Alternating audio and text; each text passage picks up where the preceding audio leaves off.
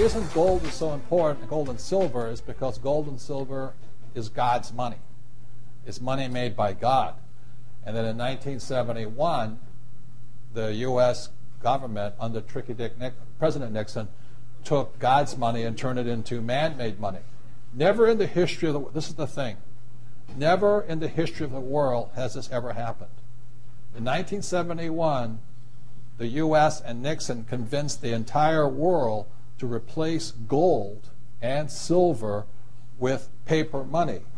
This stuff. Cash is trash.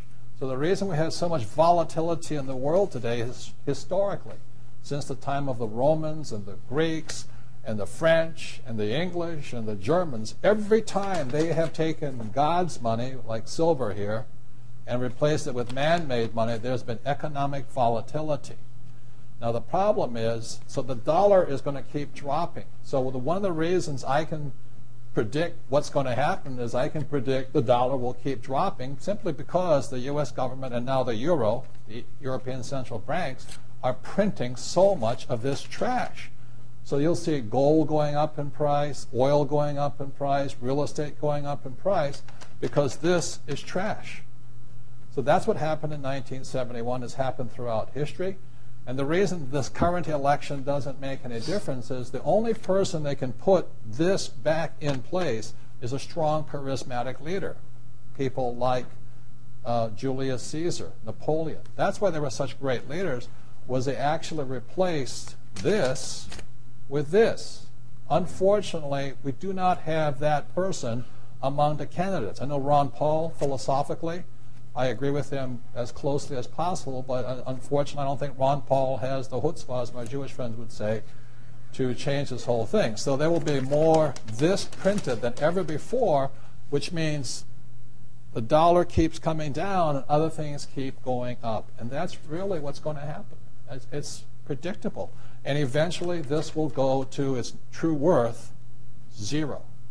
So all of you savers out there and people trying to save this trash, you're going to lose big time. To me, I've been saying this for a number of years now, silver is the biggest opportunity I have ever seen, bigger than real estate, bigger than anything else. And silver, as we're talking today, 2008, is about $15 an ounce. Mm-hmm.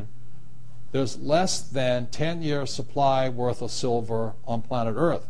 The difference between gold and silver is gold is hoarded, silver is consumed. Silver is an industrial precious metal.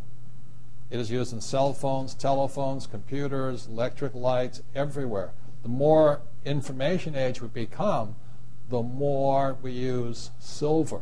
And what Michael is saying is that stockpile is at all-time lows, and they're not discovering much more. Poland has about 25% of the world's silver, so you can buy real estate in Poland. But anyway. So when people say, Mexico too. Yeah, where am I investing? I say, I'm investing in the world. I say, what do you mean by that? It says, I'm investing in a metal that is consumed throughout the world.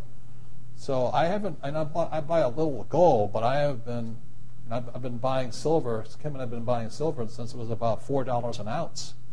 And we stockpile it, we buy ETFs, we buy anything we can in that stuff. And then, it was, what, $7? Then all of a sudden now it's 15, and we're just watching it. It is not crystal ball. It is not about, the stuff on television. It is pure supply, demand, economics, fundamentals.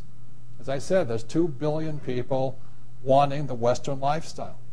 2 billion people wanting cell phones, computers, electricity, lights. All of this stuff.